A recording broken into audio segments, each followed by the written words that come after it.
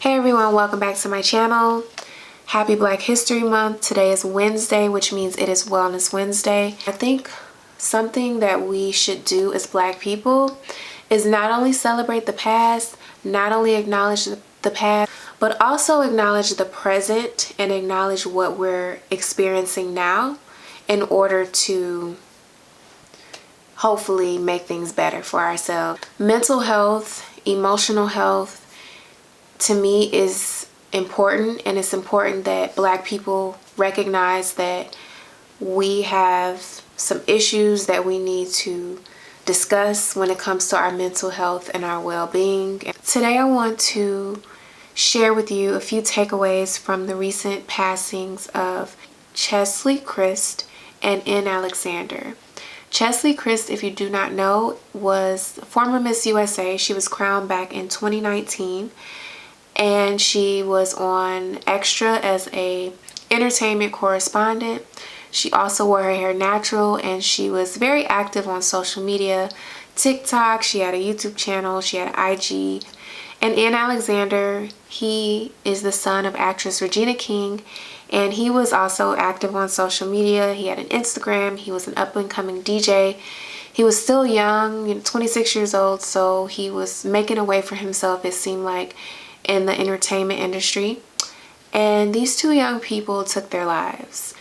When it was reported that N took his life on his birthday, January the 19th of 2022, so many people were shocked. And I was shocked, even though I was not familiar with him. I was shocked because Regina King is such a, prominent actress, and she kept her private life private, but there was never any discussion of her son having any types of issues that she helped him through or that they had to face. It was just out of nowhere, like her son took his life. And when Cheslie took her life, I was shocked because I would see her on television and she always seemed super happy, and she just seemed like she had it all together, and she was so beautiful. So when she took her life, it was like, oh my gosh, like, what? It was definitely a shocker because here's this young, fit, intelligent, she was an attorney, young woman with beautiful long hair, and just physically she had everything that women dream of, features, and she had it all. She had the life. So to see these two young people who have it, or who seem to have it all, take their lives, I think that's concerning. And I think that's something that we need to have a conversation about in the Black community, because a lot of us are encouraged to chase success, to chase money, to chase security, and not a lot of attention is being given to what that is doing to our mental health. Something I learned recently is that suicide rates are increasing among young Black people, especially young Black girls. And teenage suicide rates amongst Black girls are rising. Growing up, I used to hear, Black people don't take their lives, or about depression. Black people, we can just pray away the depression. But in my life, I have witnessed mental health struggles amongst my family members because I've seen what depression can do. Again, I want to share a few takeaways from the passings of these two, because I don't think their passings are in vain. I think it's a lot we can learn from them, and that their deaths should open up a conversation for the African American community. Number one takeaway is money, status, and fame will not cure your unhappiness. If you are unhappy, if you are suffering from mental health issues, getting money, seeking status, and becoming famous can sometimes make matters worse. I know with a lot of young Black people, a lot of young people want fame, they want money, they want lots of money. They get the degrees or they become famous, and a lot of people will not share that they're not happy or that they're not satisfied. What I've noticed with just observing celebrities, observing people with money, is that money does not cure you. Yes, money can make your life more comfortable, and money can shield you, and money can provide you with access to certain things, but money cannot cure mental health issues. It cannot make you happy. I think money can only amplify the happiness that is already within you, but it can also amplify the unhappiness that is within you. Seeking money, seeking status, seeking fame, I don't think it's a bad thing, but I think that if you're unhappy or you're not content within yourself, if you're not validated with nothing, if when you're at your lowest money-wise, you have no confidence or no self-esteem, I think that money is not going to give you that. I think it's something within you that you have to get on your own without the money, status, and fame, if you get what I'm saying. What we can learn from these two is that they had the money, they had the status, they had the fame, they had the access, but it wasn't enough to shield them from the problems that they were suffering with internally. Externally, they might have had it all, but internally, that's what's most important. So that's number one. Number two is social media. Social media is a wonderful tool. I talk a lot about social media because I grew up with social media. I spent more than half of my life on social media, and I think that we look at these apps and we see people's lives and we make assumptions that based off of the fact that this person is traveling, or this person has all these designer bags, or this person is taking pictures with celebrities, or this person looks beautiful or is attractive, that they are satisfied with themselves, that they are content, that they are happy. And that's not always the case. With Ian Alexander and with Cheslie Kryst, we can look at their social media pages and see that what we were seeing was simply the surface. And I don't expect these people to share their struggles with the world. We should not expect people to be super vulnerable and share all of their struggles.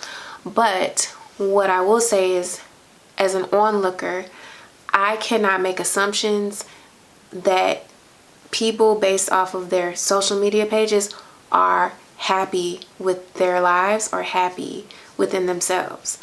And I think that's something that is a takeaway from this, is that you can look on someone's social media page and they can look like they have it all.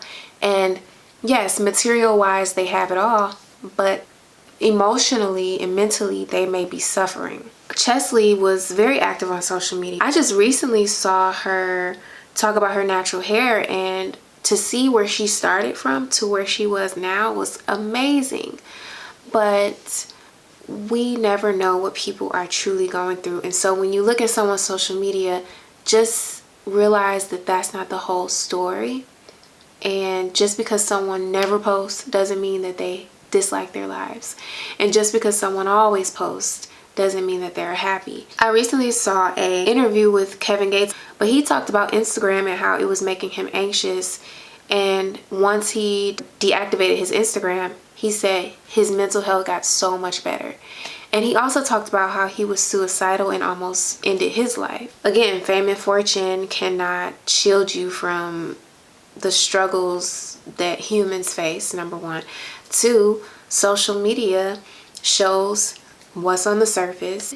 It can make you anxious. I do believe Instagram specifically can make you anxious because of the comparison, of us comparing ourselves. And I think it's only human that we do it. I honestly feel like Instagram was designed to be addictive. Social media is designed to be addictive. But it's something about Instagram. If you have an Instagram, it's something about Instagram for me that is not healthy. And that's one of the apps that I use the least. And Ian Alexander, one of his last tweets was, he said, I don't think social media is healthy for me. I'm not trying to say because of social media they had mental health issues. The point I'm making is, based on looking at their social media platforms, they look like they had it all and had it all together, but that wasn't the case. And so I'm just saying that two things. we can't judge people based off their social media. They might look like they have it all, but they really are struggling. And number two, social media can be unhealthy for us, and it's important to take frequent breaks. It's important to spend more time in real reality than it is in virtual reality. Get away, take some breaks, and spend more time in real life. My last takeaway is we all are under pressure. We all are under pressure in some way to live up to someone else's expectations, to live up to our own expectations, to present ourselves in a certain way in life. And also, we're living in crazy times right now, these past 3 years, and this starts with a P. I don't want to say it because YouTube is funny about when you say certain words, but I think we are all experiencing some shifts in our mental health, and I don't have any solutions. I'll say this: I think it's important for people to seek out help when needed, and it's not easy to seek out help because some people feel like they're stronger than the battles that they face mentally, and so they don't want to seek out help because then it makes them feel weak. But I think it's important to seek help. If you have health insurance, take advantage for sure of the mental health options that you have. I think it's important for people to have community and to seek support. So again, that's a mental health professional. Seek support from family, friends, and a community. And right now we are in the winter time, so a lot of people are isolated, and a lot of people do suffer from seasonal affective disorder. I think now is a great time to spend more time with the people you love. So definitely don't isolate yourself, especially if you are having mental health struggles. And number three is to have a faith. I know a lot of people use God and religion to say, oh, I'm just going to pray on it, or I'm going to pray it away. And that's not what I'm saying. I'm saying have a faith or have a purpose larger than yourself, or know that there is an entity larger than yourself, and to just have faith that everything is going to work itself out. And I know that's hard to, if you're really struggling with mental health issues, it's hard to even wrap your mind around everything is going to work itself out, because you really feel low and like at your wit's end and like you can't take it anymore. And I understand that. But I do believe that having a faith is important, and it can help you through some tough times. So again, we're all under pressure. We're all human, and we all go through a range of emotions. And so I think something that a lot of people who are struggling with mental health issues, sometimes they feel like they're so misunderstood and like they're the only one. But I think we all suffer and struggle, and we just all have to know that this is just a small moment and it will pass. And I think when you have a faith, those are the types of lessons that are taught when you have faith. And when you have a faith, those are some of the lessons that are taught, is this too shall pass. I'm not a medical professional, so I think it's important to seek out help from medical professionals or from people who have the backgrounds or certifications to help cope and deal with certain struggles. So I will leave some links below for places that can help with any help with different mental health issues. But like I said in the beginning of this video, it's Black History Month, and I think something that we as Black people need to do is to acknowledge that we have a lot of pain and trauma and deep rooted issues within our community that we need to address. And we need to take a look in the mirror and realize that, you know, it all starts with us. So if we want to see a change in our community, we have to work on ourselves and Our mental health is very, very, very important. Our well-being is important just as much as chasing a career, just as much as getting married and having children and buying a home. Like, all of that's cool, but at the end of the day, our mental health, our physical health, and our well-being, that takes, to me, precedence over everything else. And depression is real, and our mental health is real, and we need to prioritize it.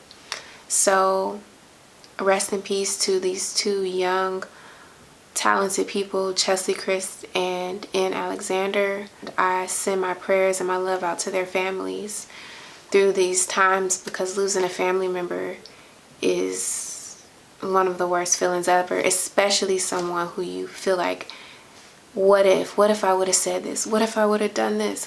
Like, I know their families are suffering with that right now, of that, wishing that they could do more, wishing that they could help. Check on your people, check on your friends.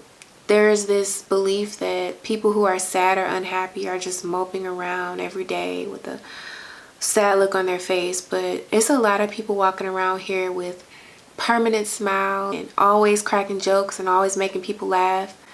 Some of those people are sad and unhappy.